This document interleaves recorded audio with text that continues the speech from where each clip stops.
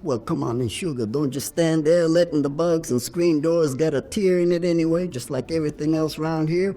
Pull up that rocker. Yeah, the one with the chip paint. That was my Jimmy's chair. God rest his soul. Listen to that wind chime singing. Sounds like memories, don't it? Just rattling against the porch post. Lord have mercy. My knees are creaking louder than these floorboards today. Get comfortable, honey, because I've been waiting for you. I've been sitting here watching the sun dip down below the cornfields, turning the whole world purple and orange, and I've been doing a lot of thinking. See this old shoebox on my lap? I got twine wrapped around it. So tight, my fingers hurt. Just trying to undo the knots inside here is the stuff that will make my preacher faint and my children stop speaking to me, but I ain't gonna be here forever. And the truth is heavy, sugar. It is heavier than a sack of feed on a rainy day, and I am too tired to carry it alone anymore. So I'm gonna tell you, listen to me close. Now look me in the eye. I know you feel it too, that hollow spot right in the center of your chest, right where your ribs meet, like you are walking through a crowded room screaming your head and nobody turns around to look. I know that feeling. I know it better than the back of my own wrinkled hand. Folks nowadays, you young ones with your phones and your tiki-toks or whatever you call them, y'all think you invented loneliness, but let me tell you, sadness is as old as the hills and twice as rocky. I look at you and I see the worry lines starting early. You think you failed, you think you've fallen behind because you ain't rich, or you ain't married, or you ain't happy like the pictures show. Well, hush now, grandma is here and I'm gonna tell you a secret I kept for 60 years, a secret that nearly put me in the ground back in 1968. You see me now as this sweet little old bitty bacon apple.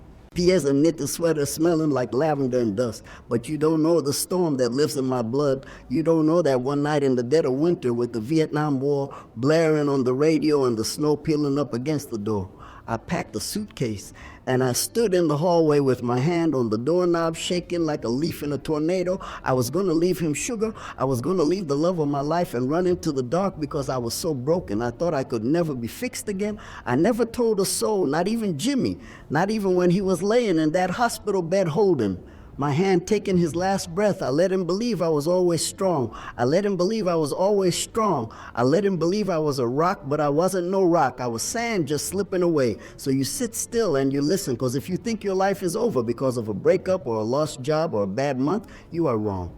You are just turning the page and the chapter. I'm about to read you well it. Starts with a girl who had stars in her eyes and ends with a woman who learned that you can have a broken heart and still use it to love the world. Now let me get a sip of my iced tea. My throat is dry as a breathless prayer, and we will go back to the start, back before the gray hair, back before the aches, back to when the world smelled like gasoline and cut grass, and hope was something you could buy for a nickel at the corner store. Stay with me now, cause this ride gets bumpy, and I don't want you to let go. Now let me take you back, sugar, back to 1958, when the world was painted in Technicolor and the air tasted sweeter somehow. I was just a slip of a girl back then, waist no bigger than a sapling and hair teased up so high to heaven. I think I brushed the face of God every morning. We lived in a town so small you could sneeze on Main Street, and someone on the edge of town would say, bless you, 5 minutes later. It was a time when $1 could fill your gas tank and buy you a burger with all the fixings, and you still had change left over for the jukebox, Lord. That music, Elvis and Buddy Holly making our hips wiggle in ways our mamas told us was sinful, but we didn't care none. We were young and we were invincible, or at least we thought we were. That is when I met him, my Jimmy. Now don't you go picturing some movie star with perfect teeth and a suit. No, sir.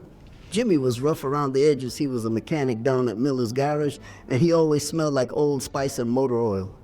A smell that to this day makes my heart do a little flip-flop inside my chest. First time I saw him, he was under the hood of a beat-up Chevy wiping grease on a rag, and he looked up at me with eyes blue as a summer sky and grinned a grin that was crooked as a dog's hind leg. And I knew right then and there I was a goner. Folks told me I could do better, said Martha. You need a lawyer or a doctor, someone with soft hands and a big bank account.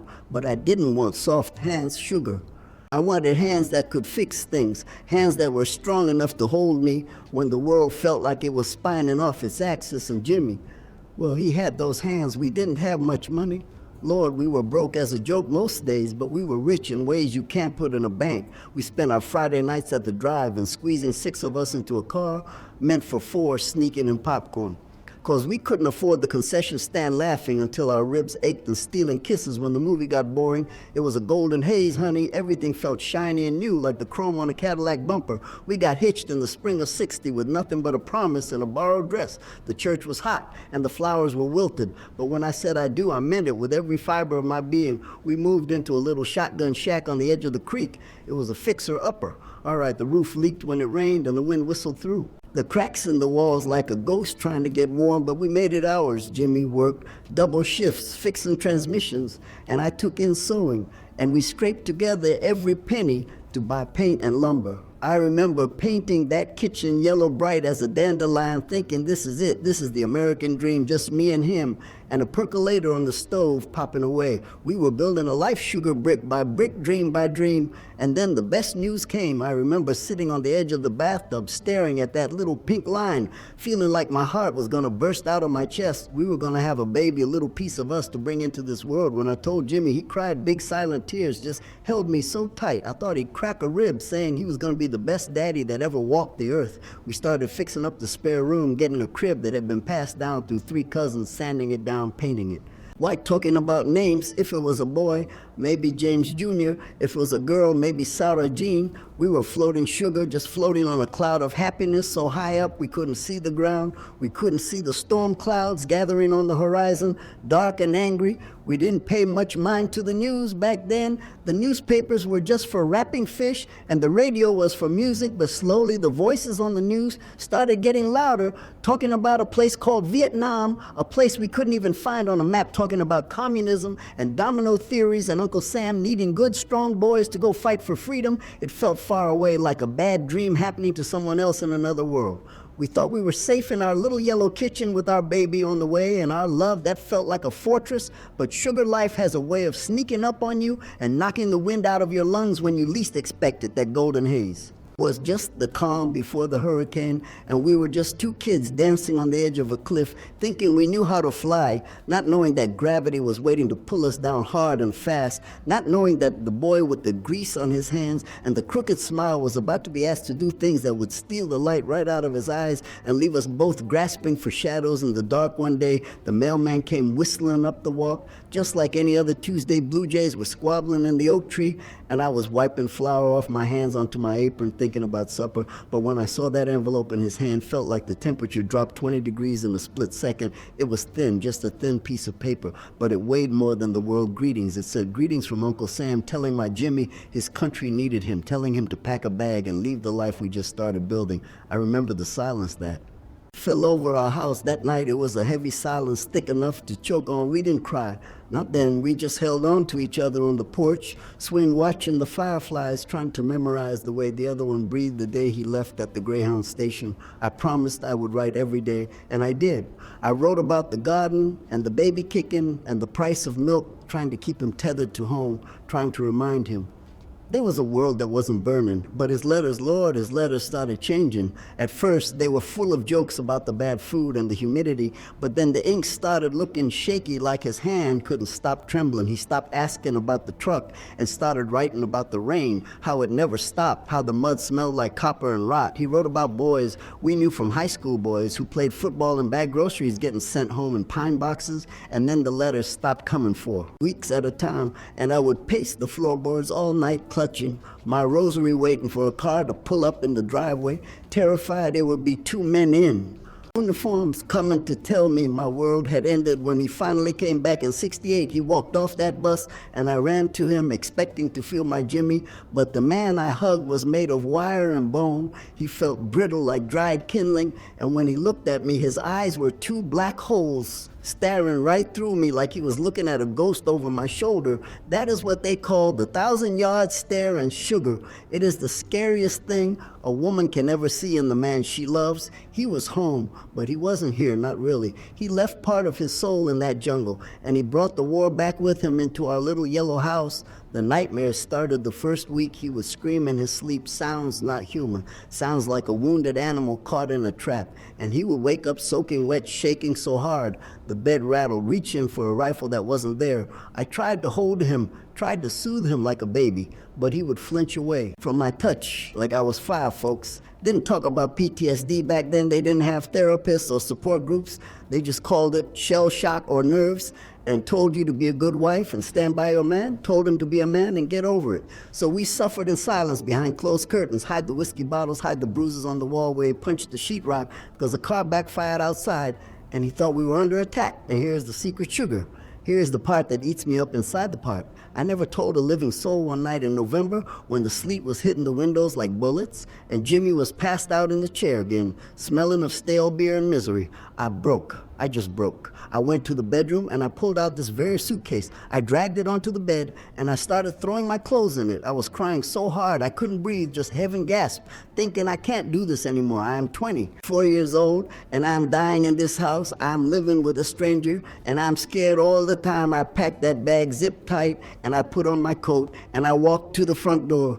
I had my hand on the cold brass knob ready to turn it, ready to walk out into the freezing dark and leave him there, leave him alone with his demons. I was a coward sugar. I wanted to run. I wanted to be free. I wanted to go back to being the girl with the teased hair and the easy laugh. And for a long minute, I stood there, turning that knob, listening to the wind howl. And I was gone in my heart. I was already gone down the road, but then I heard him whimper in his sleep, just a soft little sound like a lost child, and something in me snapped back. Maybe it was God, maybe it was just stubbornness, but I let go of that knob. I took my coat off and I sat on the floor in the hallway and cried until I fell asleep. I stayed through the yelling and the drinking and the long, silent years where we felt like strangers living in the same house, but the guilt of that night, the guilt of almost walking out on a man who had walked through hell for his country, it has haunted me for 60 years, wondering if I was a good woman or just a woman who was too scared to leave, wondering if love is a feeling